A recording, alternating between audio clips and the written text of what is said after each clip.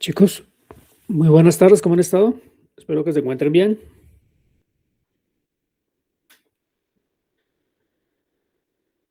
Continuamos con nuestra clase de fundamentos.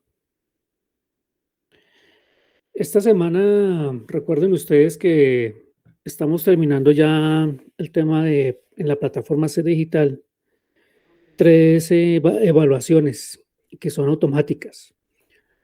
Una es la coevaluación. En la coevaluación, recuerden ustedes que en el foro se plantea una pregunta. Cada uno responda, creo que ahí está para 2 o 4 personas, si no estoy mal.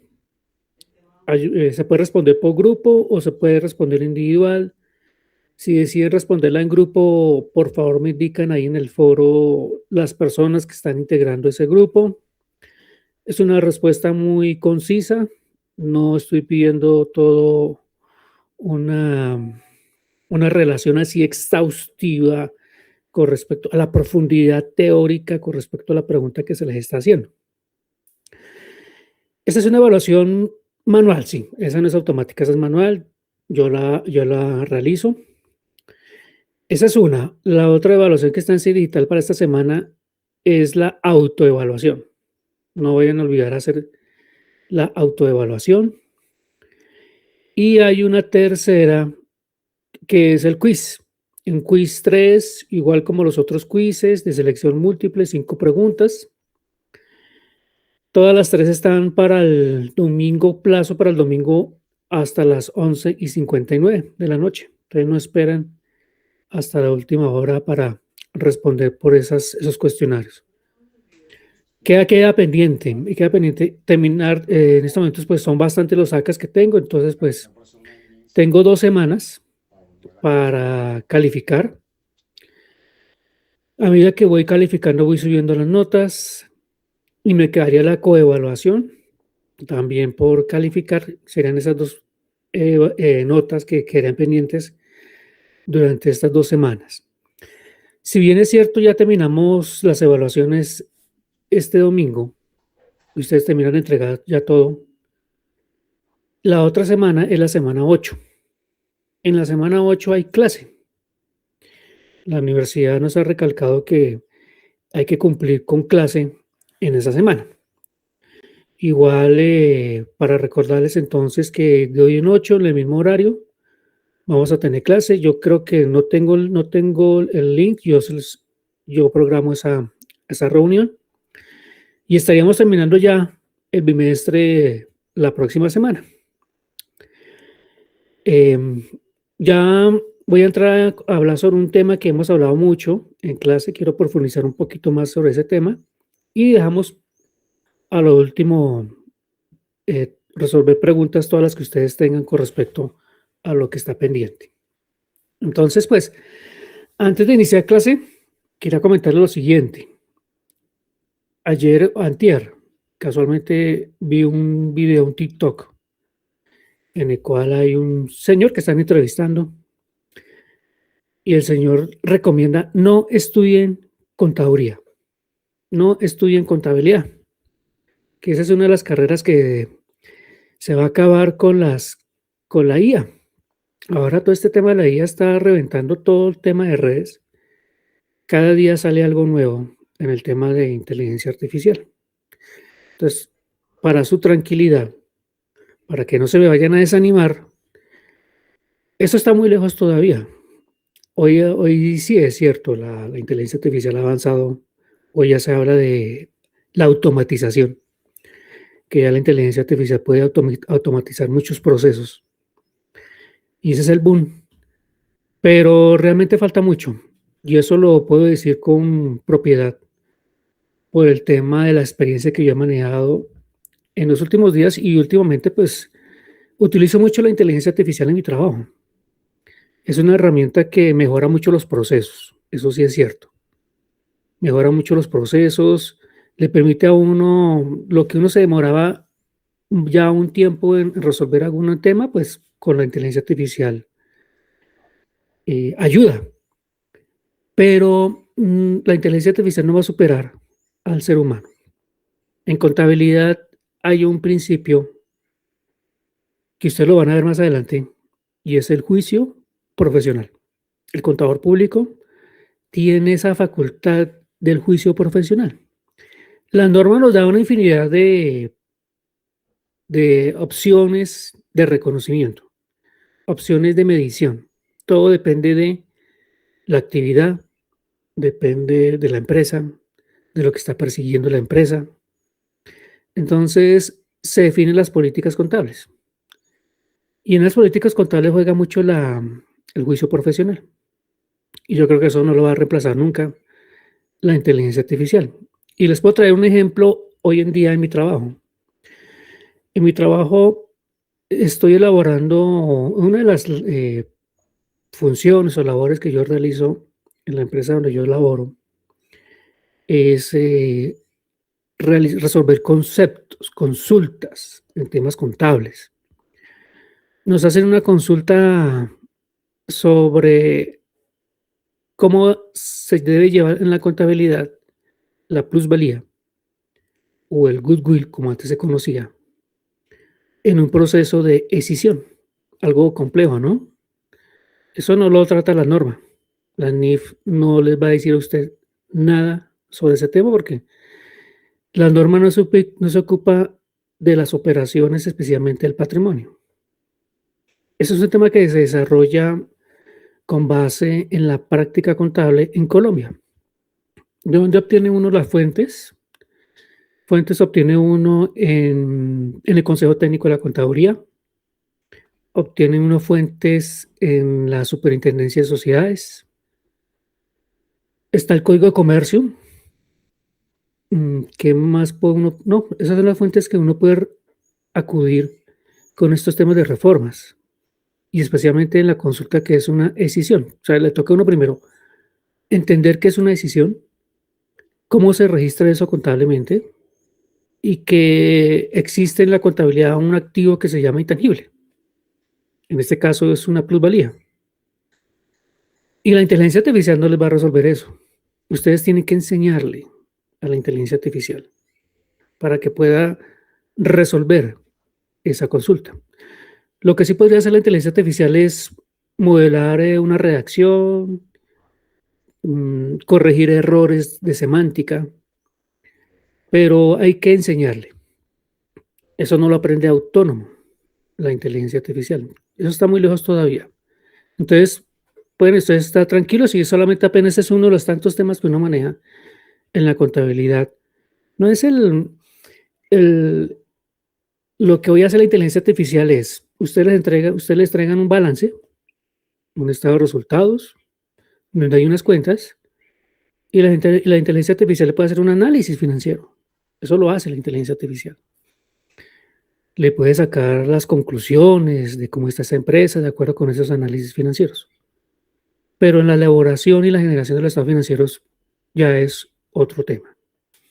Entonces, pues todavía estamos lejos y puede haber un parte de tranquilidad, porque uno lo escucha al señor y dije, no, pues obviamente no es contador, obviamente no entiende o no ha vivido el día a día de un contador público en el quehacer diario de nuestra profesión.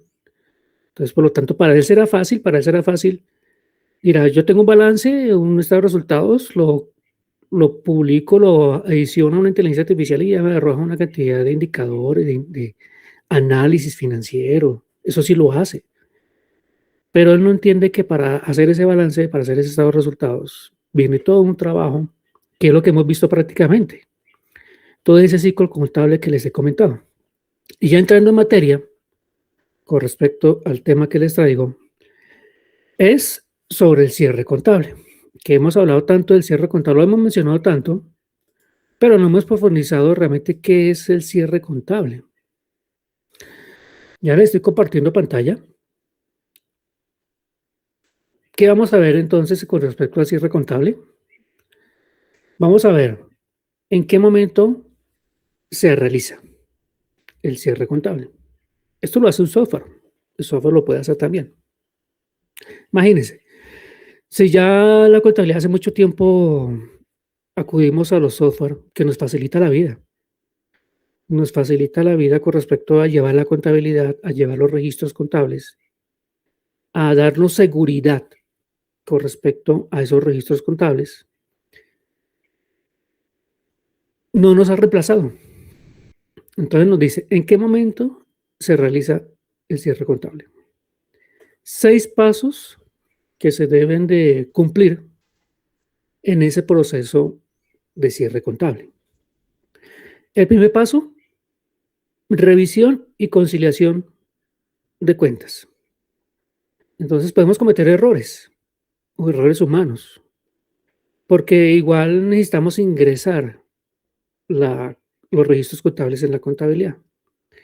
Pueden haber errores matemáticos, pueden haber errores de digitación o errores en sentido de que interpreté mal una norma. Por lo tanto, efectué mal el registro contable. Están los ajustes contables. Unos ajustes contables que solo se hacen al cierre del ejercicio. Recordemos que en Colombia el cierre del ejercicio es el 31 de diciembre. A nivel internacional, como ustedes van a ver más adelante cuando vean NIF, no existe en la norma internacional una fecha que nos diga cuándo se hace el cierre contable y la generación de los estados financieros. Nos habla es del ciclo de operación y siempre va todo alrededor del ciclo de operación.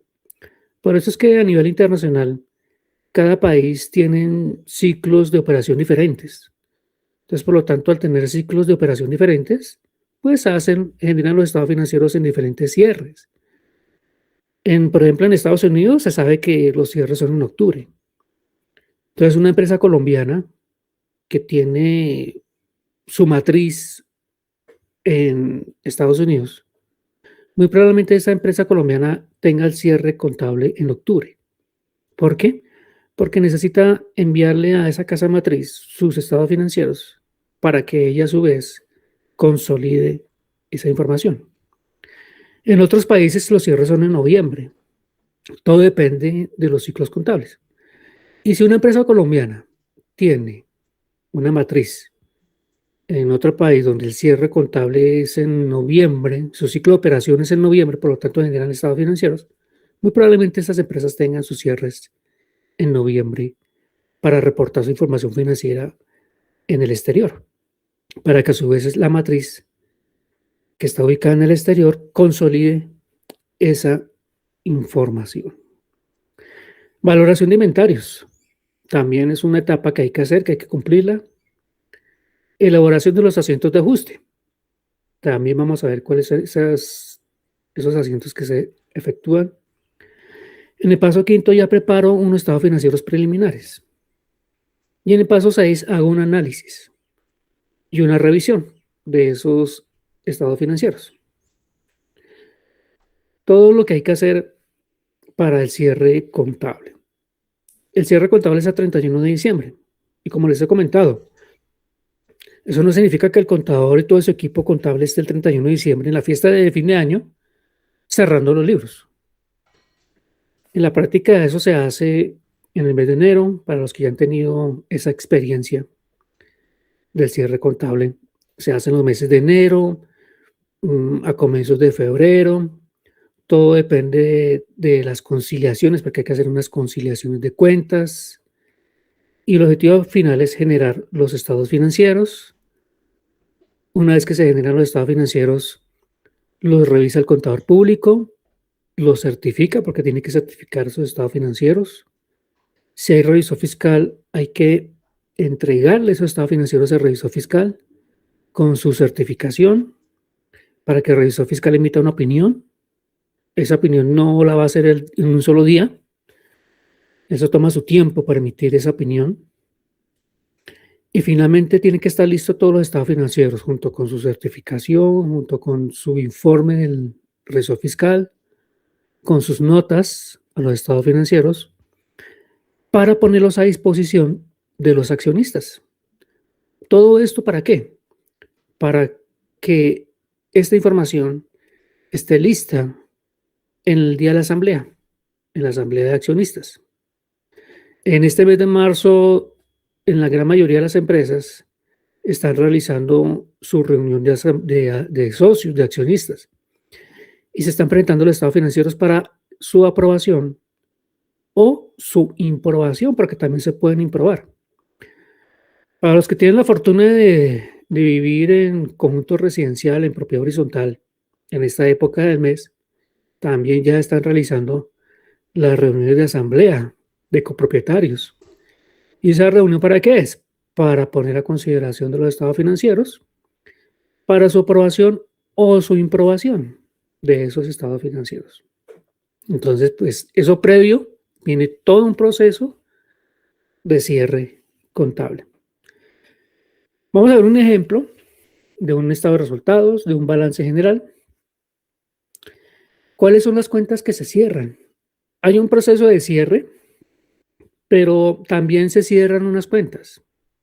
Vamos a ver qué es eso de cerrar cuentas. Y específicamente se cierran las cuentas de resultado.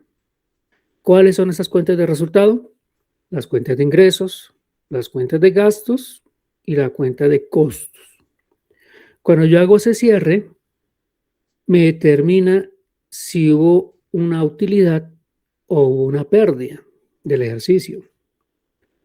Adicional a eso, también hay que tener en cuenta un tema de impuestos.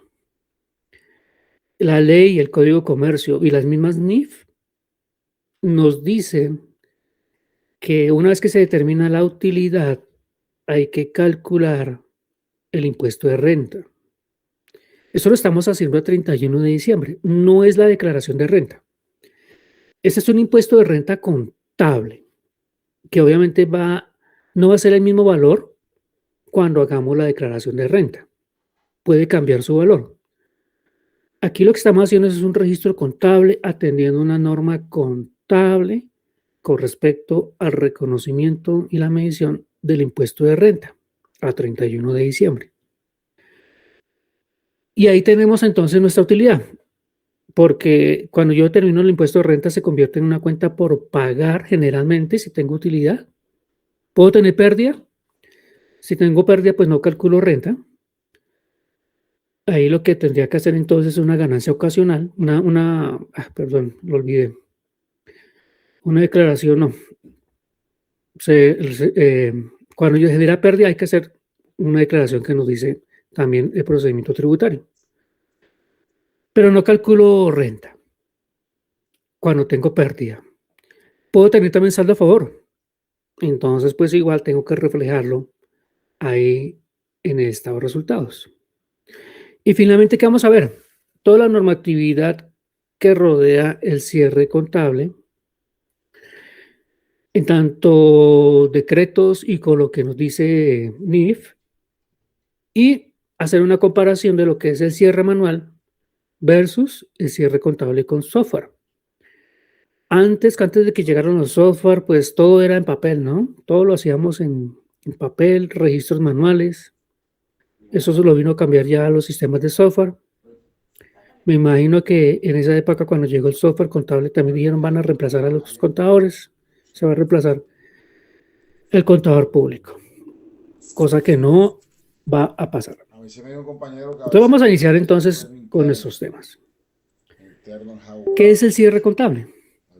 El cierre contable es un proceso mediante el cual se cancelan unas cuentas. ¿Cuáles cuentas?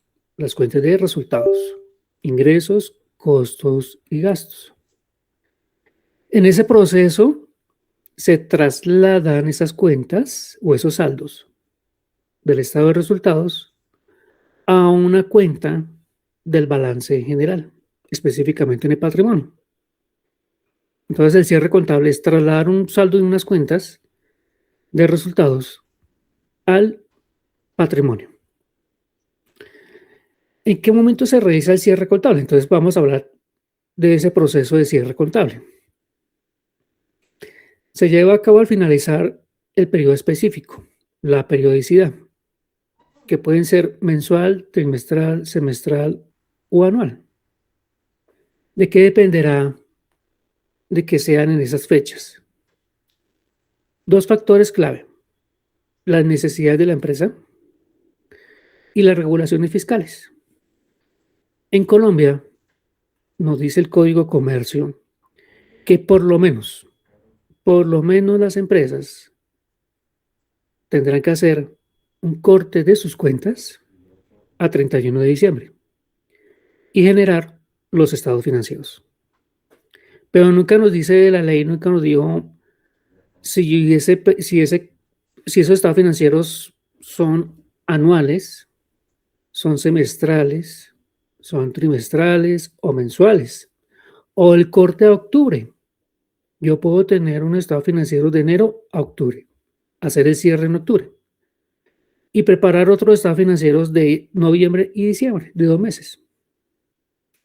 Pero sí hay que hacerlo a 31 de diciembre. Esa es la regla general. Generalmente ya es costumbre que en Colombia se haga un periodo anual. Es decir, los estados financieros los estoy presentando a 31 de diciembre, pero van a cubrir un periodo anual, desde enero hasta diciembre. Y deben ser comparativos con el año anterior. Eso sería con periodo anual. Si es con periodo semestral, tendría que hacer entonces preparar 2 juegos de estados financieros. Uno de enero a junio. Hago el corte en junio en libros, hago este cierre contable, genero los estados financieros de enero a junio. Y elaboro otro juego de estados financieros de julio a diciembre. En este caso, entonces, estaría ya presentando 2 juegos de estados financieros de 2 semestres que abarcarían un año. Esa es por regla general lo que se hace en Colombia. Si es trimestral, entonces también nos obliga a cumplir con esa anualidad. Tendríamos que hacer entonces 4 juegos de estados financieros por cada trimestre. ¿Qué significa esto? Hay una formalidad legal en Colombia que hay que cumplirla. Y la formalidad legal está en el Código de Comercio. Y nos dice que cuando nosotros generamos los estados financieros y hacemos el cierre de los estados de los libros, tenemos que convocar a la asamblea para poner a consideración esos estados financieros. Si yo tengo mi periodo anual, la convoco en marzo y en marzo se está reuniendo la asamblea y allá se aprueban o se aprueban los estados financieros. Si tengo semestral, pues cada semestre tengo que convocar a la asamblea para que aprueben esos estados financieros o los imprueben. Si es trimestral, tendría que cumplir con 4 asambleas. 4 asambleas donde se pongan a consideración los estados financieros para que los aprueben o los imprueben. Pero tenemos también empresas que tienen corte mensual. Son muy poquitas, pero tienen corte mensual. Entonces, todo este proceso que vamos a ver nosotros de proceso de cierre, van a tener que hacerlo cada mes. Cada mes van a cerrar, entonces van a tener estados financieros de un mes, del 1 de enero al 30 o 31 de enero. Otro estado financiero del 1 de febrero al 28 de febrero, si no es bisiesto. Y así sucesivamente por cada mes, generando un estado financiero, un balance, un estado de resultados, todo un juego completo de estados financieros y convocando a la asamblea. Entonces tendrían que tener 12 reuniones de asamblea donde se aprueben esos estados financieros. ¿Que es voluntario? Sí. Cada empresa define si va a ser trimestral o si va a ser semestral. Pero eso debe estar en los estatutos. Cuando una empresa se constituye, una anónima o una limitada, que es como lo más común, se constituye mediante unos estatutos. Esos estatutos se elevan a escritura pública y se registran en una notaría y en Cámara de Comercio. Y ahí en los estatutos se establecen que van a tener cortes semestrales o trimestrales o mensuales. Las SAS, las empresas SAS, las famosas sociedades por acciones simplificada, que ahora son la gran mayoría de empresas en Colombia, por su simplicidad en muchos trámites para constituirse, ellas se constituyen mediante un documento privado. Ya no es necesario llevarlo a una notaría, no es necesario llevarlo a escritura pública, Es un documento privado donde se reúnen unos socios y unas personas y en este documento privado pues establecen como las reglas de juego de esa empresa que van a constituir ellos. Y dentro de esas reglas de juego pues van a tener que establecer allá que sus cortes van a ser semestrales o trimestrales, pero deben estar aprobadas por la asamblea esos cortes. Eso no es que el gerente amaneció un día y dijo, vamos a hacer corte hoy, vamos de marzo, entonces vamos a hacer corte a marzo de estados financieros y generar estados financieros. No, eso tiene que estar aprobado por la asamblea, por los accionistas. Entonces tenemos diferentes cortes.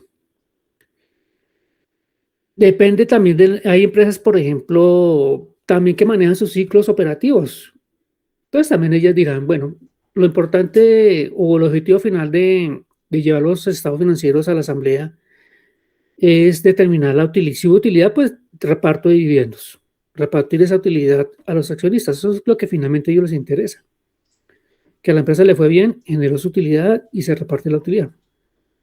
Entonces hay empresas que de acuerdo con su ciclo, entonces a los socios les interesa que repartan utilidades semestral, trimestral.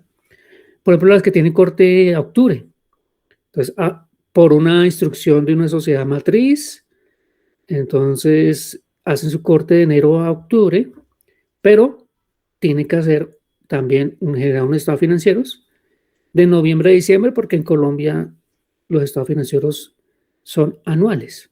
O sea, usted puede tener diferentes cortes, pero como regla general tienen que ser anuales. Eso con respecto al momento que se hace el cierre. Entonces, si son cortes mensuales, tenemos que hacer 12 cierres contables. Si son trimestrales, tenemos que hacer 4 cortes o cierres contables. Si es anual, pues un solo cierre contable. Este cierre es de libros de contabilidad. Vamos a ver los pasos para el cierre contable. El cierre contable permite evaluar el desempeño y la situación real del negocio. Tomar decisiones informadas que garanticen el cumplimiento de las obligaciones fiscales. Finalmente, ¿qué es lo que yo obtengo con el cierre? La generación de los estados financieros. Y con los estados financieros ahí yo puedo generar todos los indicadores, todos los procesos de análisis vertical, análisis horizontal y aplicar una cantidad de indicadores financieros, hacer proyecciones, todo eso sí me lo puede hacer la inteligencia artificial. Entonces, vamos a ver el primero, revisión y conciliación de cuentas. ¿Qué se hace en este punto? Se verifican conciliaciones. ¿Cuáles conciliaciones? Generalmente son conciliación bancaria, conciliación de cartera y conciliación de cuentas por pagar. Recordemos que la conciliación bancaria, como para dar acá un ejemplo, hay diferencias en lo contable versus lo que me reporta el banco. Yo cierro a 31 de diciembre, cierro mi cuenta de bancos. Tengo un saldo. Ahí me mostró un saldo a 31 de diciembre, pero me llega el extracto de diciembre, me llega en enero. Entonces, una vez que me llega el extracto, conozco ya el extracto bancario, pues comparo los valores. Obviamente no va a ser igual, generalmente nunca dan, son iguales. Entonces tengo que hacer una conciliación. Tengo que llevar los saldos de mis libros de bancos a los saldos del extracto, que sean iguales. Ese es el objetivo de la conciliación, identificar esas diferencias. Hice un pago en cheque. Lo hice el 30 de diciembre, giré un cheque a un proveedor. Y el proveedor ese día no fue a cobrarlo. El proveedor fue en enero a cobrar el cheque. Al 31 de diciembre, en mi libro de bancos contables, salió la plata. Giré el cheque y salió la plata de bancos. Hice el crédito en la cuenta de bancos. Pero cuando me llega el extracto, ese cheque como no ha sido cobrado, pues está la plata ahí en mi banco todavía. Entonces tengo que hacer un ajuste contable para efectos de que mi saldo de contable sea igual al saldo del extracto. Ese es el objetivo de la conciliación. Y yo hago conciliaciones en enero. También tengo cuentas por cobrar, facturas también que están por ahí pendientes de registro. También hago circularización, comparar saldos. Puede ser que tenga una diferencia en lo que realmente tengo por cobrar a lo que tengo en libros. Voy conciliando todas esas cifras. Entonces, ese sería mi primer paso. Conciliar, tener las conciliaciones, identificar las diferencias. ¿Pueden haber errores? Sí, también pueden haber errores de registros. Ahora, ajustes contables. Hay unos ajustes que solo los hago al final del periodo, al 31 de diciembre. ¿Cómo cuáles? Uno es la depreciación. La depreciación yo la calculo y la registro a 31 de diciembre. Depreciación de activos fijos. Recordemos un poquito lo que es la depreciación. Hay una norma de NIF que nos habla de depreciación. Hay una norma de activos fijos, propiedad, planta de equipo, se llama así. Y ahí entre propiedad, planta de equipo encontramos depreciación. ¿La depreciación qué es? Es el reconocimiento contable del gasto por el uso de los activos. Un tema bien interesante. ¿Cómo voy reconociendo yo en la contabilidad el uso de un activo? En este caso, de propia planta de equipo, que son los activos fijos. Para eso hay procedimientos. Hay diferentes procedimientos para calcular esa depreciación. Y un elemento principal en la depreciación que juega mucho es la vida útil. La vida útil de ese activo fijo. Si yo determino correctamente la vida útil, no voy a tener problemas cuando ese activo fijo ya cumpla su finalidad. Es decir, y esto lo hace, esto es puro juicio profesional. Tengo una máquina es de rubro de activos fijos. Soy el contador y obviamente yo no sé esa máquina cuánto tiempo la va a usar la empresa. ¿Quién podría conocer cuál sería la vida no útil, sino la vida económica de esa máquina? Pues la empresa que la construyó. La empresa que construye esa máquina ya sabe perfectamente cuánto va a durar esa máquina, de acuerdo con promedio de estadísticas que tengan ellos. Ellos pueden decir, esa máquina puede durar usándola 20 años, perfectamente. Yo podría entonces aplicar una depreciación de esa máquina a 20 años, de tal forma que a 20 años esa máquina ya llega a un punto en que ya no sirve, porque ya de acuerdo con el fabricante me dice que esa máquina va a durar 20 años. Pero puede ser que la empresa diga, no, esa máquina la voy a usar durante 10 años.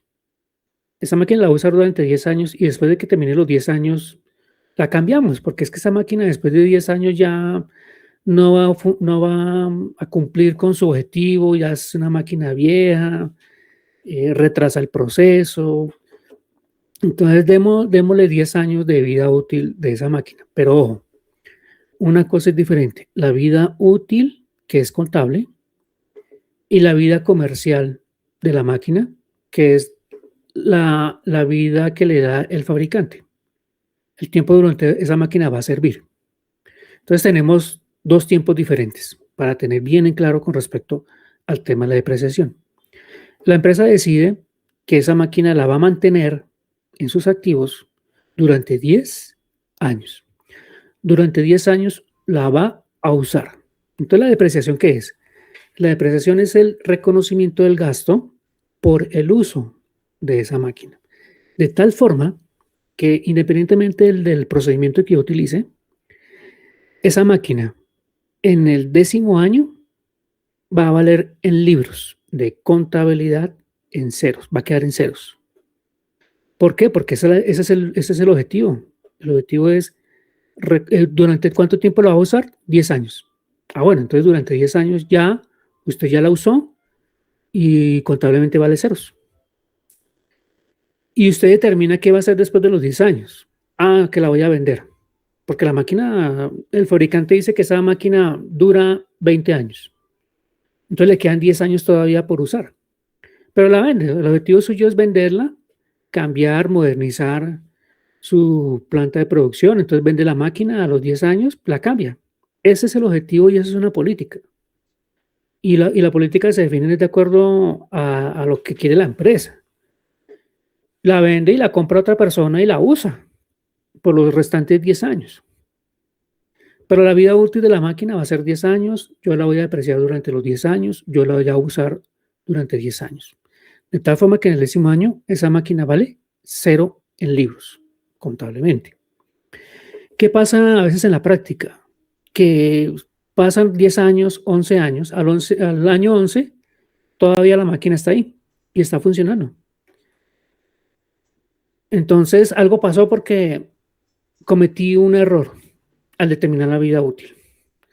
Dije que eran 10 años, pero la estoy usando por más tiempo.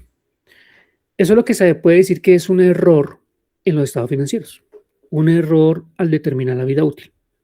Porque entonces la vida útil no es 10 años, la vida útil puede ser 15 años. Entonces lo que le dice la norma, en este caso a la empresa, es corrija la vida útil que usted determinó como política contable de esa máquina, porque usted la está usando, ahí está. Ahí yo la veo que está trabajando. Y es el año 11. Entonces determine una nueva vida política, una nueva vida útil. En este caso usted puede terminar 15 años, la va a mantener durante 5 años más y corrija sus estados financieros porque usted calculó una depreciación mal. Depreció una máquina que usted tiene la intención de mantenerla 15 años, la depreció en los 10 años. Hizo una depreciación acelerada. Entonces tiene que corregir los estados financieros. Ese es un ejemplo de una corrección en los estados financieros de una política contable. Y eso es muy a menudo eso, porque las empresas no tienen una buena conciencia al determinar sus políticas contables. Uno diría, pero bueno, es que es muy difícil adivinar uno el futuro, ¿no? Me estoy proyectando en 10 años, entonces yo no sé qué llega a pasar en 10 años, pero me puedo orientar con respecto al fabricante. El fabricante es el que me dice a mí exactamente cuánto dura esa máquina y con base en eso puedo determinar yo mi vida útil. O un operario, un profesional, el experto que maneja esa máquina y él me puede decir a mí cuánto es el tiempo de duración de esa máquina. Entonces yo puedo de una vez determinar de la manera más correcta desde el inicio una vida útil que se ajuste más como a la realidad económica. Entonces la depreciación es eso, reconocer el gasto por el uso de los activos fijos. Hay otro tipo de activos que son los activos intangibles. Esos activos intangibles también sufren un gasto por el uso, pero existe una forma, una metodología que se le llama amortización. Yo deprecio activos fijos, que son los activos que yo veo, toco, eh, físicamente se ven, pero un intangible no. Un intangible, por ejemplo, es una marca. Las marcas son intangibles. Lo que uno conoce es un logo. Eso es muy diferente. ¿Uno conoce el logo de Coca-Cola? Sí. ¿Conoce el nombre de Coca-Cola? Sí. Pero la marca de Coca-Cola es un intangible. Yo no la veo, no la conozco, no la veo, no la siento. Entonces, esos son intangibles. Marcas, por ejemplo, bases de datos de clientes también son intangibles. Derechos de autor, licencias, la licencia de software es un intangible que yo no las veo. Por eso se llaman intangibles, porque no son tangibles. Y ahí ellas no sufren depreciación, sufren es una amortización. También hay metodologías para reconocer ese gasto por amortización, que también van al gasto. Provisiones. También las provisiones yo las hago al final del ejercicio, por ejemplo, por provisiones de cartera. Ya determino por ejemplo, una cartera que ya definitivamente su probabilidad de cobrar es mínima. Entonces entro a efectuar las provisiones correspondientes. Impuesto diferido. El impuesto diferido es contable. Ese es el que me va a ayudar a mí a determinar ese impuesto de renta ya al final del ejercicio. Cuando ya tengo una utilidad, me dice la norma que tengo que calcular el impuesto de renta. Pues este impuesto diferido es de renta. Entonces, me va a ayudar mucho a identificar ese impuesto de renta. Es un impuesto contable, no es fiscal. Entonces, por lo tanto, existe una norma de NIF de impuesto diferido. Se llama impuestos. Impuesto a las ganancias, así lo llama la norma internacional, que no es más ni menos que el impuesto de renta. Garantías. Garantías y otros pasivos estimados. Las garantías también se provisionan. Pero ¿cómo es eso de provisionar una garantía? Generalmente, el que vende productos, por dar un ejemplo, televisores, el que vende televisores, él ya sabe, de acuerdo con la historia, de acuerdo con estadísticas, si yo ya llevo un buen tiempo en la industria, yo ya sé más o menos de fabrico 10 televisores, 100 televisores, ¿cuántos salen malos? ¿Cuántos de esos 10 televisores salen imperfectos? Ya por estadísticas ellos ya lo saben, ya manejan esas cifras. Ellos pueden decir, bueno, de 100 televisores, 5 salen con error, salen para garantía y van provisionando. ¿Con base en qué? En estadísticas. Ah, pero es que ¿cómo así? Yo adivino el futuro. O sea, yo sé que eso es una regla de oro, que de cada 100 televisores, 5 van a reclamar por garantía. Pues inicialmente son estimaciones, así por eso es que se llaman. Yo estimo, estimaciones. ¿Con base en qué?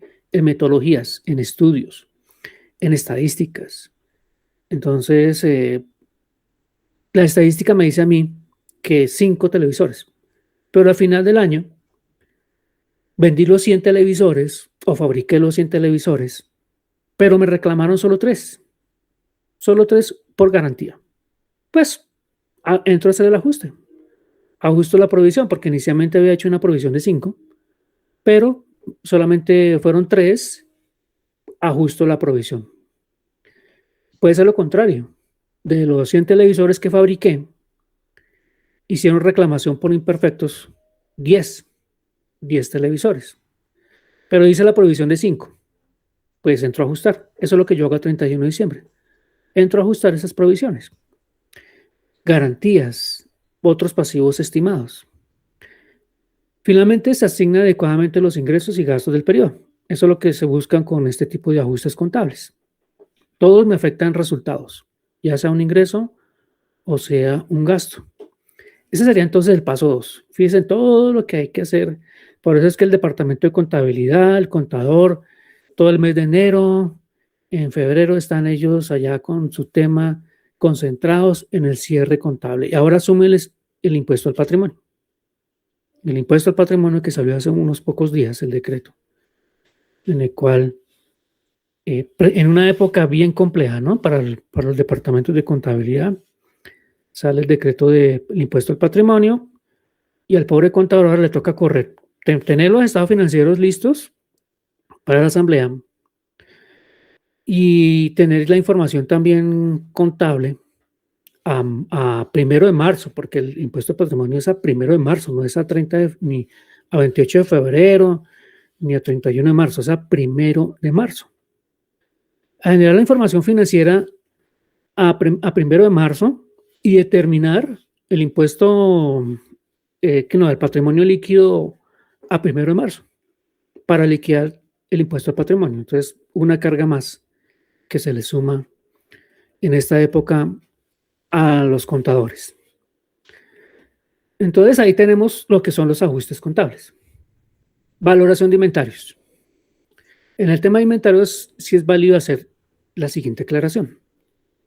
El Código de Comercio nos dice que al cierre del ejercicio, las empresas deben de preparar sus estados financieros. pero nos dice que también hay que hacer un balance de inventarios, por allá nos dice que es un inventario, pero ese inventario que define el Código de Comercio es el inventario de activos y pasivos. O sea que nos está diciendo que para cumplir el Código de Comercio tenemos que verificar que existan esos activos y esos pasivos que tengo ya en mi contabilidad. Entonces, cuando se habla de valoración de inventarios, no hay que olvidar que hay que cumplir con el Código de Comercio de generar un balance de inventarios. Ese balance de inventarios no es nada más ni nada menos que un inventario de mis activos y un inventario de mis pasivos. Es verificar que existan. Ese es uno. El otro tema de inventarios, ya ahí entrando al tema de las empresas que se dedican a fabricar, a producir las industrias manufactureras, pues ellas manejan un tema de materia prima, materia en proceso, producto terminado. Ellas tienen que hacer también un inventario. Es la valoración de esos inventarios. O sea que existen para todas las empresas en Colombia, independientemente del sector donde se encuentren, así sea de servicios, tienen que hacer un inventario. Pero ese inventario es de activos y pasivos. Inventario que es obligatorio para todas las empresas en Colombia, que nos dice el Código de Comercio. Eso no lo dice NIF. Por eso es que cuando llegan las normas de NIF, a nosotros los contadores no solamente nos toca conocer la norma internacional, sino también las normas legales del Código de Comercio. Y el Código de Comercio habla ya de un balance de inventarios. Hay que hacerlo. Ahora hablemos de los inventarios que nos habla NIF. NIF nos habla de unos inventarios y esto aplica solamente para las empresas de industria. Ellas manejan inventario de materia prima, producto terminado, pues tienen que hacer un inventario de esos productos. Igual hay metodologías para hacer esos inventarios. Y yo traigo siempre el ejemplo acá y me gusta traerlo, es el ejemplo de la mina de carbón. Una mina de carbón, ¿cómo hace su inventario? Imaginen ustedes. ¿Será que allá le toca al contador allá con una pala medir cuántos metros cúbicos hay de carbón? ¿O cómo lo hace una empresa de hidrocarburos cuando tiene que determinar cuánto petróleo tiene en reservas? Y eso está en el subsuelo. Pues eso, para eso hay expertos. O sea, aquí el contador, despreocúpese.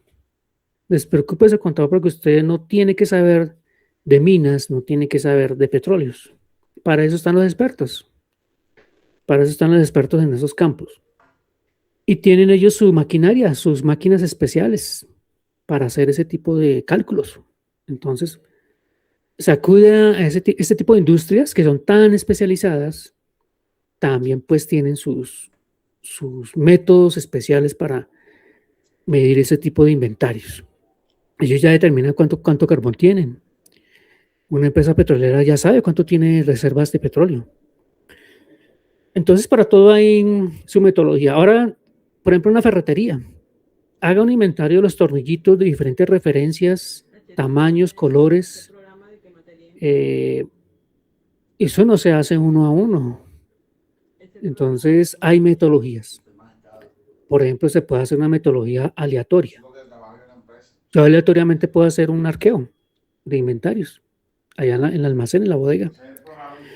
Entonces, pues, para todo tiene su metodología para hacer inventarios, pero hay que hacerlos. Es la norma y nos obliga a hacer ese tipo de valoraciones. Y ahí se encuentran, hay que hacer ajustes. Puede uno encontrar faltantes. Puede encontrar faltantes de inventarios, pues hay que hacer los ajustes correspondientes. Eso es lo que está buscando el cierre contable. Que esté lo que esté. Si falta, pues habrá que hacer el ajuste de que ese activo no está o ese inventario no está. Elaboración de los asientos de ajuste. Entonces ya hicimos las conciliaciones, ya determinamos que hay que hacer unos ajustes con esas conciliaciones. Depreciación, también ya determinamos la depreciación de los activos fijos, la amortización, si tenía intangibles, provisiones. Ahora viene hacer los comprobantes, hacer los ajustes, incorporar los ajustes en la contabilidad. Entonces ese sería el paso número 4. Identifico los ajustes, depreciación, provisiones, inventario. Se efectúan los registros correspondientes en la contabilidad, ajustando los libros para que cumpla la contabilidad una finalidad, que esté actualizada y que esté fiel, que sea fiel. Esa información contable es fiel. Está lo que está. Entonces se cumple ese principio básico, fundamental de la contabilidad. Entonces, y hay algo adicional. Cuando el contador certifica los estados financieros, porque también el Código de Comercio nos dice que el contador público tiene que certificar los estados financieros junto con el representante legal. Y en esa certificación tiene que decir que los libros o los estados financieros se han elaborado de acuerdo a los libros de contabilidad, que reflejan la realidad económica y que están libres de errores. O sea, yo ya he hecho todo este cierre con el fin de encontrar esos errores y corregirlos. La idea es corregirlos a tiempo. Y por eso yo certifico. Certifico que esa información está libre de errores. Y viene después la preparación de los estados financieros. En la preparación de los estados financieros aquí viene algo bien importante que no está, que es el balance de comprobación. Se hace un balance de comprobación. Recordemos un poquito lo que era la partida doble. Todo registro contable debe cumplir la partida doble, que los débitos de una columna sumen iguales a los de la columna de los créditos. Eso lo hago yo desde el primer registro. Cuando yo registro una transacción, un hecho económico, debe cumplir esa premisa. Genero el libro diario y en el libro diario verifico la partida doble, que esté sumando valores iguales tanto los débitos como los créditos. Y cuando yo llego aquí al cierre, también hago un balance de comprobación. Ese balance de comprobación es el balance que es el preliminar de mi estado, de mi balance y de mi estado de resultados. Y en ese balance de comprobación voy a encontrar los saldos de las cuentas y voy a encontrarlos de acuerdo a su naturaleza. Aquí otra vez voy a jugar el tema de la naturaleza de las cuentas. Entonces, yo espero que cuando ya llega uno al balance de comprobación, los saldos están cumpliendo con la naturaleza de las cuentas. Que ninguna cuenta esté volteada, como se dice en el argot, en nuestro lenguaje contable, que esté contrario a su naturaleza. Si está, entrar a ajustar, a corregir. Que aquí la corrección ya es un poco más compleja porque estamos viendo saldos de cuentas, no estamos viendo el detalle. Entonces, por lo tanto, tenemos que retrocedernos en la trazabilidad de ese registro para encontrar dónde se cometió el error. Aquí también pueden otra vez haber errores de digitación, errores matemáticos. Esa es la finalidad del balance de comprobación. Y el objetivo es que me dé sumas iguales, tanto los débitos como los créditos. Tengo todos los saldos de mis cuentas, del balance y del estado de resultados, débitos y créditos. Que la suma de esos débitos sea igual a la suma de los créditos. Dice, hay una premisa. Si usted de una vez, después de hacer estos pasos, genera el balance de comprobación y cuadra perfectamente los débitos y los créditos, lo que le dice es no se confíe. No se confíe con el solo reporte del balance. Haga una verificación. Verifique y para que le dé confianza con respecto a ese balance. Una vez que usted verifica que el balance está perfecto, que cumple cada saldo de la cuenta con su naturaleza, ahí sí ya genera el balance general y genera el estado de resultados y los otros estados financieros, que es el estado de cambios en el patrimonio y el estado de flujo de efectivo. El estado de cambio de patrimonio No hemos entrado en detalle con este estado de cambios, pero es una conciliación del patrimonio, donde encuentra uno un saldo inicial, que en este caso, como es anual, recordemos que los estados financieros se presentan anuales, independientemente que tenga cortes diferentes al anual. El saldo inicial sería entonces, si estoy hablando de un estado financiero anual, será del 1 de enero, el saldo a 1 de enero. Pero mi saldo 1 de enero, ¿cuál es? El saldo final de 31 de diciembre del año anterior. Hay unos movimientos de patrimonio. Durante el año tuvieron que moverse en algunas cuentas de patrimonio. Ahí voy a ver esos movimientos. Ese es el objetivo de ese estado de cambios. Ver, identificar esos movimientos, esos cambios, esas partidas que se movieron en el patrimonio para llegar a un saldo final. El saldo final de mi estado de cambio de patrimonio es el saldo a 31 de diciembre. Es una conciliación. Está el flujo efectivo. Ya el flujo efectivo ya hemos hablado, es donde se detalla las entradas y salidas de dinero. Recordemos que el estado de resultados, ahí voy a obtener una utilidad, una pérdida. Pero eso es contable. El estado de resultados son de unas partidas contables, por efecto de la causación. Tengo unos ingresos causados, unos gastos causados, unos costos causados. Y tengo una utilidad por efecto de la causación. El hecho de que yo tenga utilidad no significa que tenga dinero, que tenga efectivo. Eso es importante aclararlo y explicarle al accionista, porque el accionista espera que le entreguen su utilidad. Pero hay que explicarle al señor que la utilidad que está viendo usted en el estado de resultados, eso no es efectivo, eso no es plata. Entonces hay que ir a buscarla. La empresa, para poderle pagar su dividendo, su utilidad, pues hay que buscar la plata para pagarle. Obviamente, todo esto obedece a una planeación. Y la empresa ya ha planeado cómo va a obtener ese efectivo. No es que ahora la empresa necesite salga a buscar un crédito con un banco, un crédito costosísimo, a un interés alto, a endeudarse para pagarle al accionista. Esa no es la intención. Todo es planeado. Ya la empresa con anterioridad ya ha planeado cómo manejar ese tipo de liquidez, porque hay que responderle a los accionistas con la utilidad. Generalmente las empresas nunca pagan de inmediato, o sea, hoy la reunión, hoy se determinó que se aprobaban utilidades y ya mañana le están girando. Eso en la práctica no se da. En la práctica es que se da un tiempo, se pagan en cuotas. Se puede pagar en 2 cuotas, en 3 cuotas, esa utilidad, porque pues la empresa tiene que ir a buscar la plata. ¿Dónde puede estar la plata? Pues generalmente las empresas tienen inversiones en las cuales les está rentando, entonces pueden utilizar ese tipo de inversiones y están destinadas para eso. Constituyen inversiones que les renta y cuando ya llega la época de entregar dividendos, que de pagarle a los accionistas, pues utilizan esas inversiones porque ese es el objetivo de esas inversiones. Ya lo han planeado con anterioridad. No es que sea de sorpresa. Diga, uy, utilidad de 1.000 millones, a buscar 1.000 millones de plata en efectivo para pagarle a los accionistas. No es así y no debe ser así. La contabilidad a nosotros nos permite ir haciendo planeación.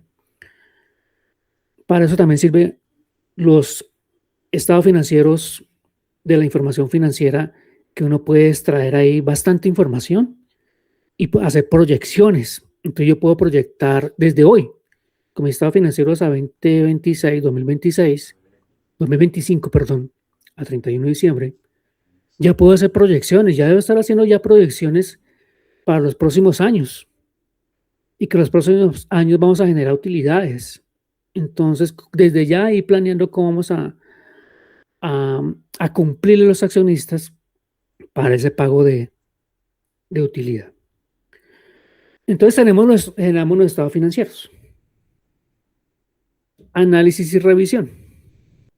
Se realiza una revisión final de todos los asientos contables, de los estados financieros, para asegurar su precisión y consistencia.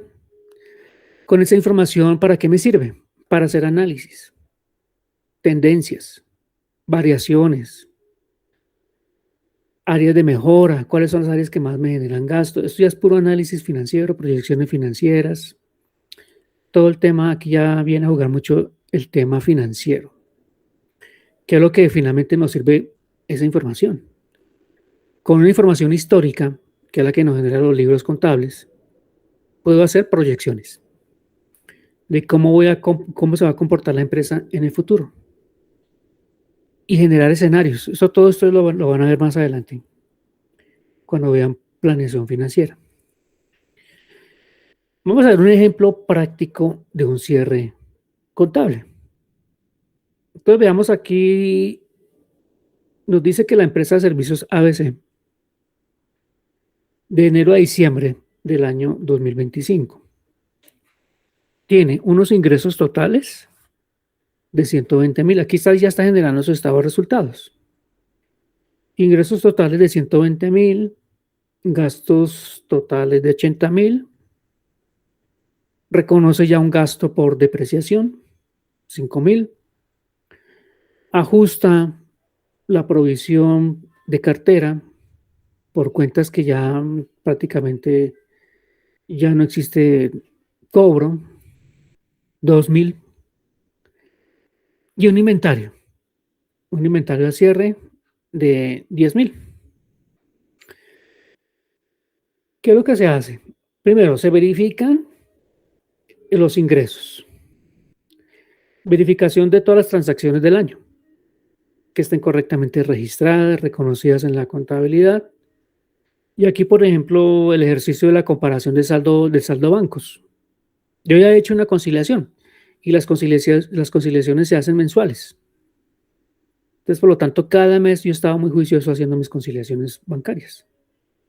Verifico que efectivamente ya estén ajustadas esos libros de contabilidad en el saldo bancario comparado con el saldo de extractos. Y aquí lo que se verifican es que sean saldos iguales, se han hecho los ajustes correspondientes. Entonces ahí yo verifico que se han hecho los ajustes correspondientes de tanto la plata que ha entrado como la que ha salido. Y eso me va ayudando para ir allá llevando mi estado de resultados. Finalmente, ¿qué tengo? Una utilidad. La utilidad bruta. En este caso me dice que la utilidad bruta es 40,000.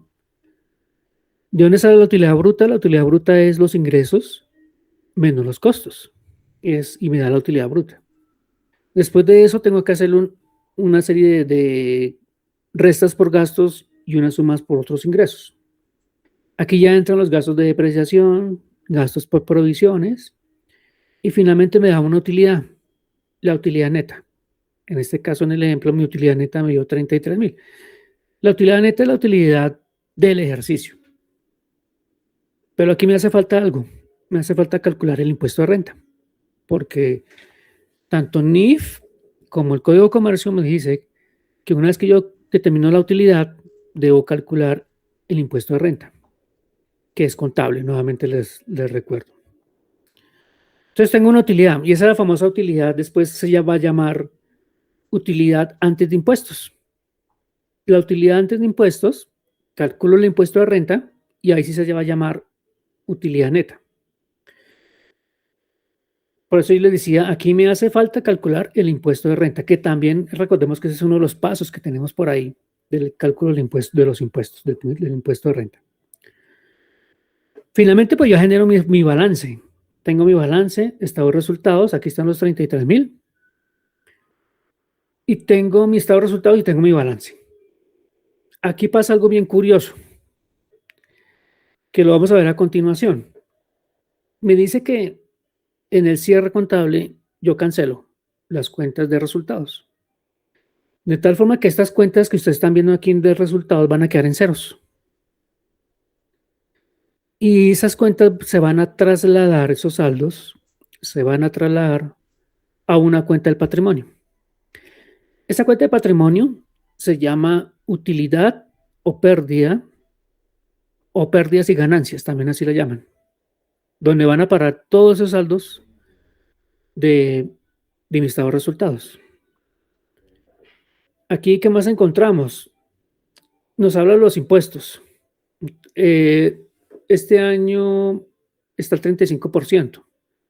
Entonces, la utilidad que a mí me dé el estado de resultados a 2025, al 31 de diciembre, le calculo el 35% de impuesto de renta, que sería entonces un pasivo, porque pues tengo que pagarlo, ¿no? El impuesto de renta. Porque si tengo utilidad, tengo que pagar renta sobre esa utilidad. Genero la cuenta por pagar, hago la provisión de renta correspondiente, entonces mi estado de resultados va a ser un gasto. Es un gasto por impuesto de renta en mi estado de resultados. Y finalmente tengo mi utilidad neta. Eso es lo que faltaba ahí. El impuesto, cálculo del impuesto de renta. Si tengo pérdida, pues no calculo renta, porque yo no calculo renta sobre pérdidas. ¿Que me puede dar saldo a favor? Sí. Puede ser que tenga un saldo a favor. Ahí donde viene a jugar lo que me dice el Código de Comercio versus la NIF. Código de Comercio me dice, usted calcula el 35%, pero no le dice, si usted tiene saldo a favor, entonces, ¿qué va a hacer? O si usted tiene pérdida, ¿qué va a hacer? Eso no le dice el Código de Comercio. El Código de Comercio lo que dice es, calcule el impuesto de renta si usted tiene utilidad. Pero NIF es ya lo que usted lo lleva es a identificar ese impuesto diferido que veíamos allá arriba, esas diferencias entre lo contable y lo fiscal. Y puede tener un saldo a favor, le puede dar un saldo a favor. En este caso, ya no sería una cuenta por pagar, porque ya su saldo a favor, pues, es una disminución del impuesto de renta o de lo que usted va a pagar en renta. Ahí se maneja un tema como de recuperación es una recuperación de un gasto, lo que nos dice con respecto al saldo a favor. Una vez que ya calculó ese impuesto, entonces ahí sí ya tengo mi utilidad del ejercicio. Pero vamos a ver el tema del cierre o de la cancelación de las cuentas de resultado, que es un tema bien interesante. Nos dice, durante el proceso de cierre, se cierran principalmente las cuentas de resultados, ingresos, gastos y costos. También se utiliza el término de cancelación. Se cancelan las cuentas de resultados. Estas cuentas son temporales, que muestran la actividad económica de un periodo. Es decir, estas cuentas se manejan desde el 1 de enero hasta el 31 de diciembre. Cerrar la cuenta es dejarla en ceros. Dejo en ceros estas cuentas.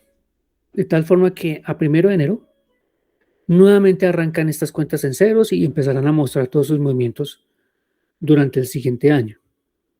O sea que debo dejar estas cuentas en ceros. Traslado esos saldos al patrimonio.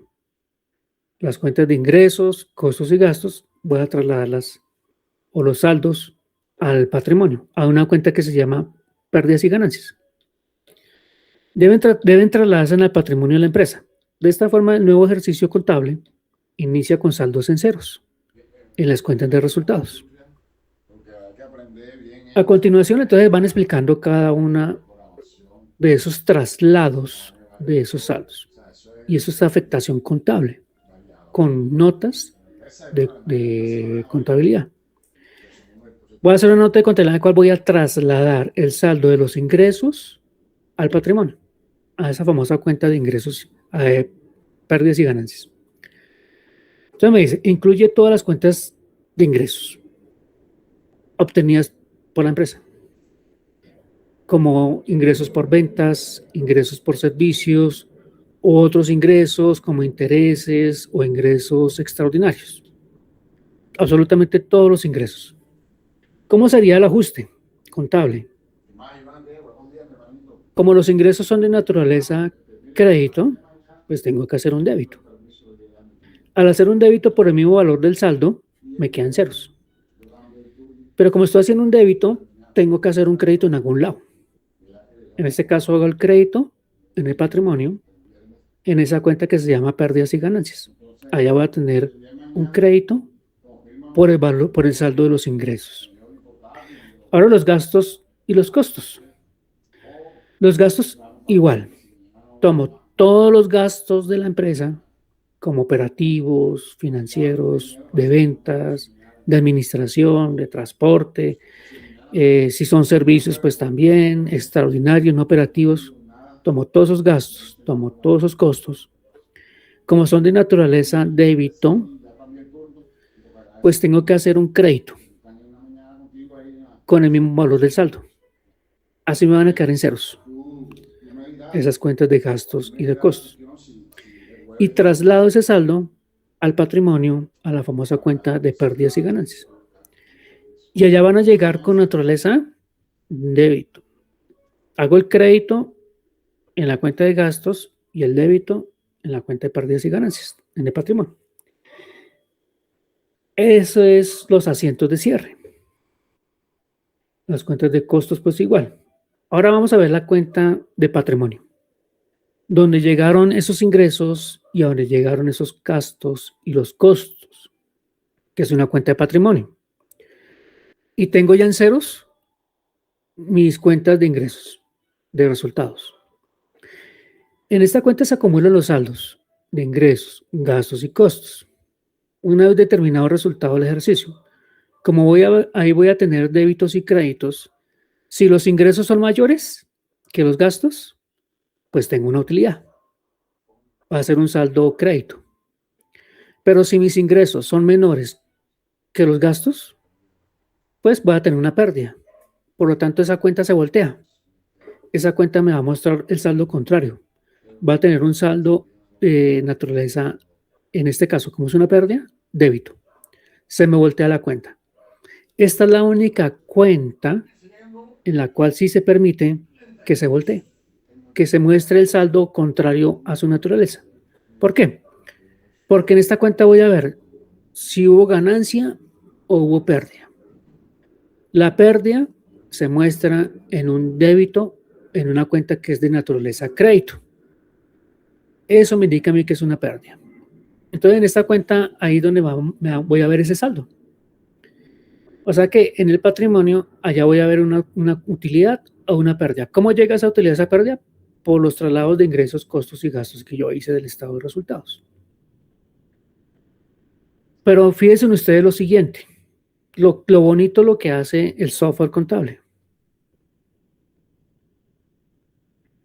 ¿Cómo lo pensaron los ingenieros cuando diseñaron el software contable? Me tiene que mostrar, el software contable me tiene que mostrar o generar los estados financieros. Me tiene que generar el estado de resultados. Pero fíjense que yo ya hice, los dejé en ceros. Las cuentas ya las dejé en ceros. Al 31 de diciembre. O sea, al 31 de diciembre estoy haciendo dos movimientos. Uno, dejo las cuentas de resultados en ceros. Y me tiene que mostrar el estado de resultados con sus saldos. Esa es la magia del software. Porque estas cuentas del estado de resultados que estamos viendo aquí 2025 están en ceros. Pero miren, ahí estoy viendo los saldos. Ingresos totales 120, gastos 80,000, depreciación 5,000 y provisión 2,000. ¿Ustedes cómo creen que hace el software esto? Los que han tenido la oportunidad o los que ya tienen la fortuna de trabajar ya en contabilidad, ¿han estado ya en un cierre contable? ¿No han tenido esa oportunidad de participar? Pues el software tiene un mes adicional. Se llama el mes 13, el famosísimo mes 13. Cuando hablen del mes 13, ya sé cuál es el mes 13. En el mes 13 es esa magia que hace el software en que a 31 de diciembre, estamos hablando del mes 12, mis saldos de las cuentas están en ceros. Pero en ese mes 13 es donde me permite a mí ver los saldos de las cuentas de resultados. Ahí están, 120, 80, 5, 2,000 y utilidad neta. Y esa utilidad o pérdida es la que finalmente yo veo ahí en el patrimonio. Veamos la cuenta de impuestos. Aquí hay algo de impuestos, cuentas de impuestos. Ahora, si genera utilidad, obligatoriamente tiene que calcular el impuesto de renta. el 35%. Es un impuesto contable, es un registro contable.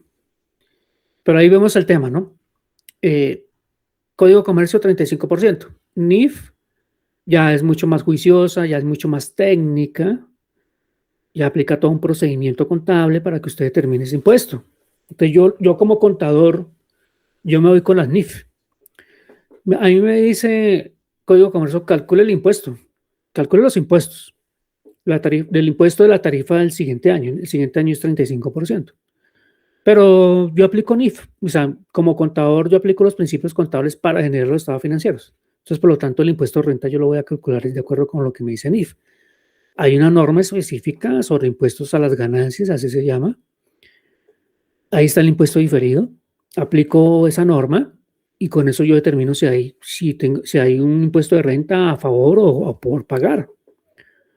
Entonces, pues aplico yo la norma para determinar el impuesto de renta. ¿Estoy cumpliendo con el Código de Comercio? Sí, porque estoy calculando el impuesto de renta cuando me da utilidad.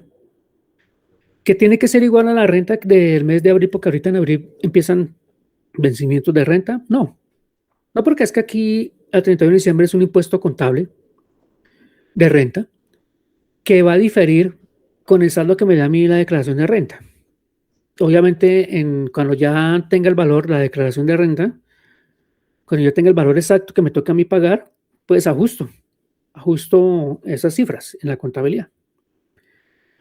Normatividad contable, entonces pues tenemos las normas internacionales. Las normas internacionales pues no hablan nada sobre el cierre contable, no hablan nada de comprobantes, de contabilidad, ni de libros contables, no, eso no habla nada, ni no lo van a encontrar ustedes en las normas.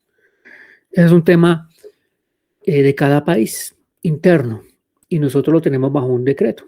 Todo ese sistema documental contable, como les dije al comienzo en las primeras semanas, todo eso está en un decreto. Y ahí es donde vamos a encontrar qué es un comprobante, qué es un soporte, todos los requisitos que nos hablan de los libros de contabilidad. Y ahí también habla del ciclo contable y del cierre contable. NIF, bueno, no nos habla nada, pero sí NIF nos dicen que hay que generar unos estados financieros. No nos dice que a 31 de diciembre. Usted tampoco van a encontrar eso en las normas NIF.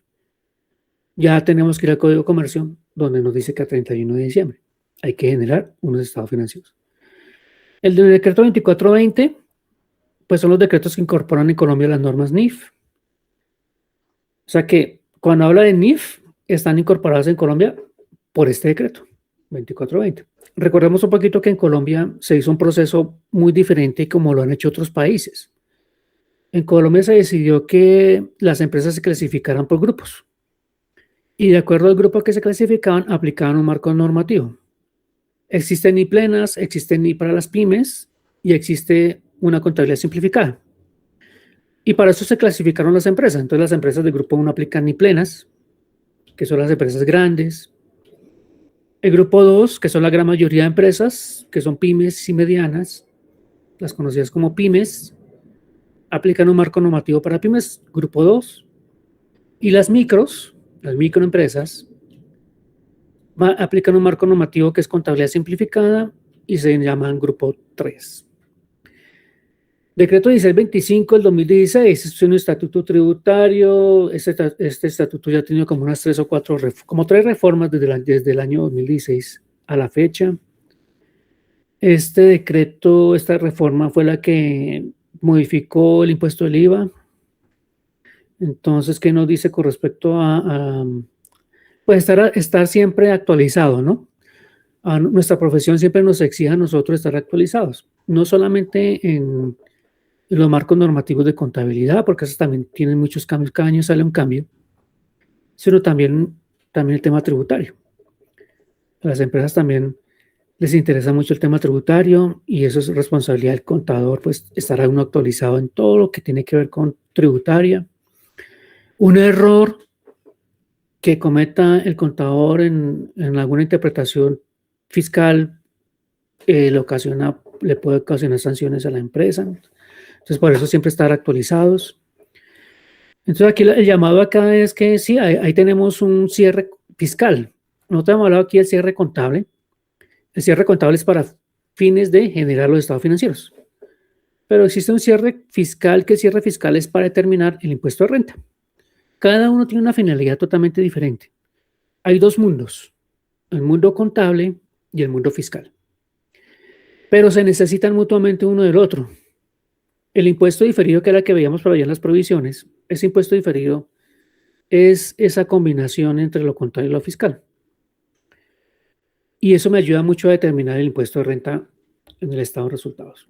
Código de comercio, ya lo hemos hablado mucho, donde están las normas de los libros contables, soportes, todo ese tema, y ahí pues encontramos que hay que generar los estados financieros y que previo a hacer generar los estados financieros hay que hacer los cierres contables.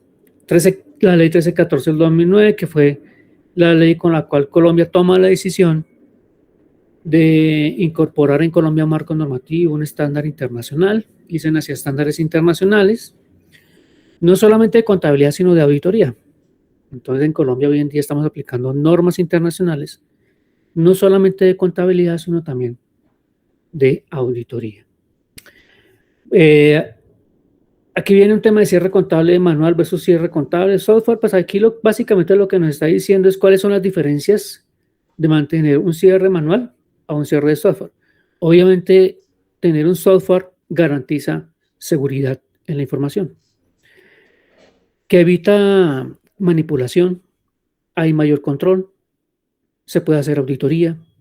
Entonces, a través de un software, lo recomendable es siempre llevar toda su contabilidad a través de un software. No lo lleven manual. Muchas empresas pequeñitas no quieren invertir en software, manejan Excel.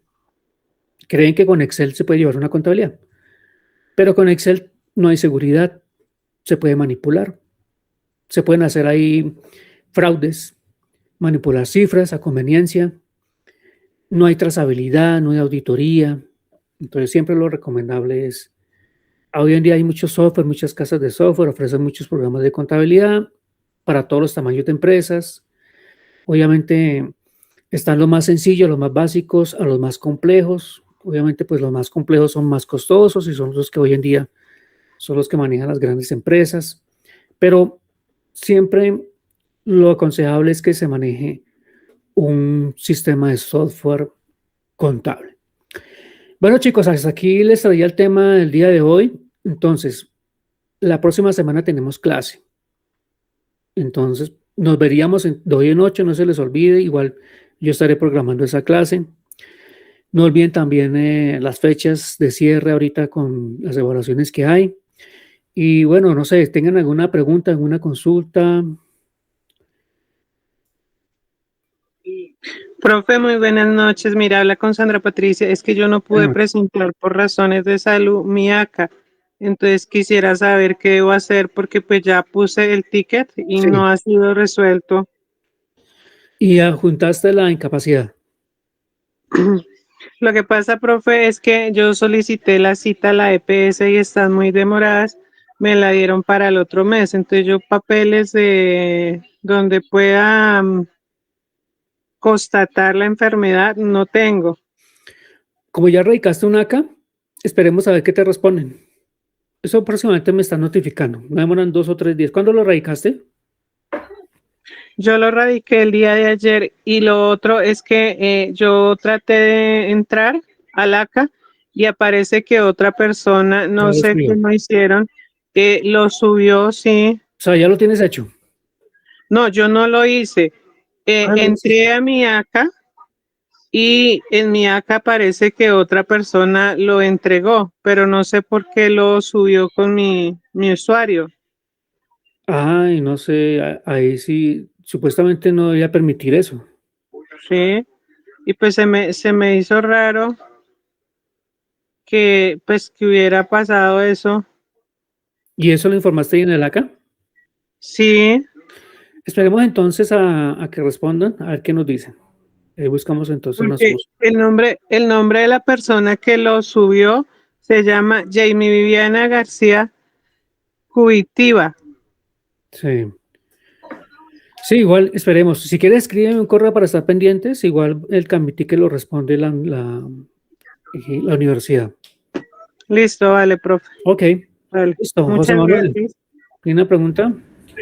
Profe, buenas noches. Buenas noches. Profe, a mí también me pasó lo mismo. Yo estaba Exactamente lo mismo. Sí, resulta que yo saco unas compañeras y ya me pasan el trabajo, ¿sí? Pero ya lo subieron.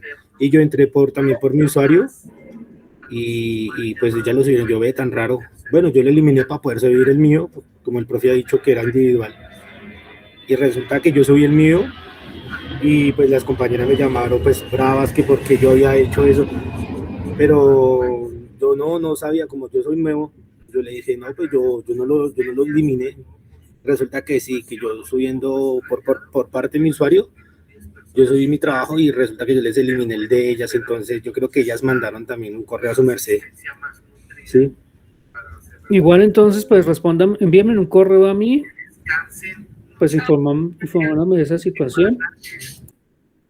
Igual, pues si ya, usted ya tiene la casa, ¿sí? Sí, señor, sí, yo lo subí y ellas también ya lo subieron, pero entonces lo que pasó cuando yo subí el mío, resulta que yo eliminé el de ellas, pero yo estaba pues, en mi usuario, ¿sí? Así como le pasó a la compañera.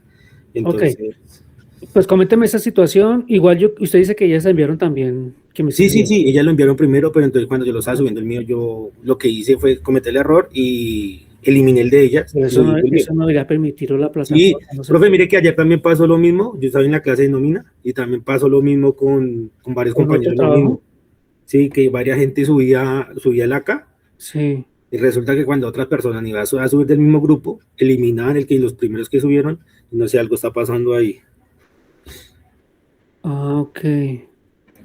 Yo Sí, creo que tal profe. vez es porque queda parametrizado para que lo suba una persona, pero no identifica quién, Sí, qué persona lo va a subir. Y claro, cualquier persona del grupo lo puede subir. sí, profe. Sí, Ah, entonces ok. pues, está comentando el caso porque pues me da pena con las compañeras porque ya también lo hicieron y yo cometí el error de eliminarlo. ¿Y usted sabe si si me lo vieron por correo? Sí, yo hablé con Ah, ellas y ellas me perfecto, dijeron listo. que ya han Ah, bueno, mandado un correo y todo eso. escríbame en un correo eso y yo creo que también ellas habrán explicado la situación. Y lo importante es que entonces me lo enviaron por correo. Sí, señor. Sí, Listo. señor. Listo, profe, muchas gracias y feliz Ok. noche. Profe, buenas noches.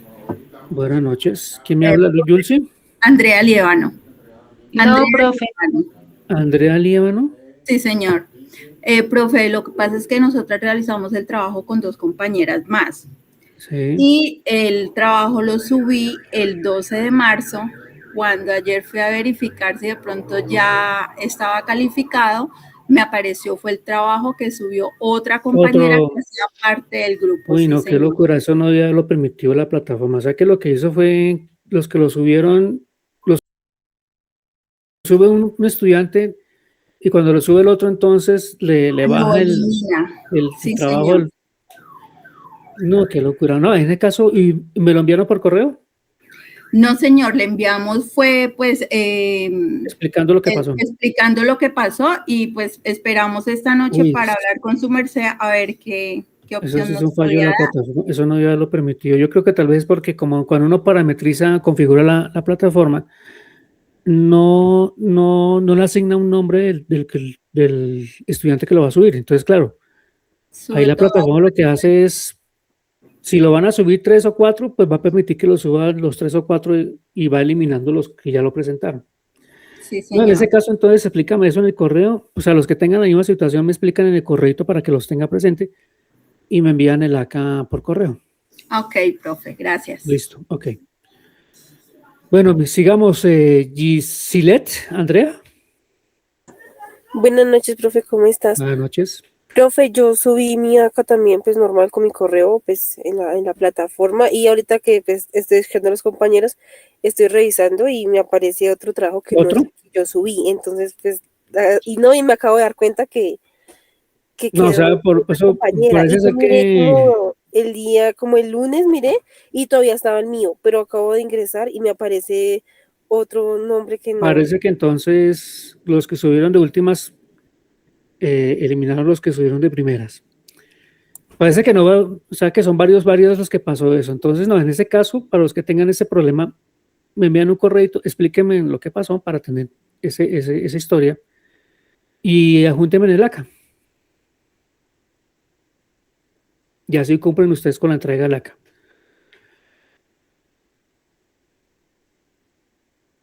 Bueno, chicos, entonces, no olviden esa semana, el domingo a las 11:59 plazo para coevaluación, quiz y autoevaluación. Y nos vemos entonces en nuestra próxima clase y en el mismo horario la próxima semana. Entonces, pues deseándoles una feliz noche, que descansen y nos Gracias, vemos en profe. la próxima clase. Que estén muy bien. Que Gracias, profe. descanse. Chao. Hasta luego, que estén bien. Gracias, buenas noches. Muchas gracias, profe. Feliz noche. Hasta luego, que estén bien.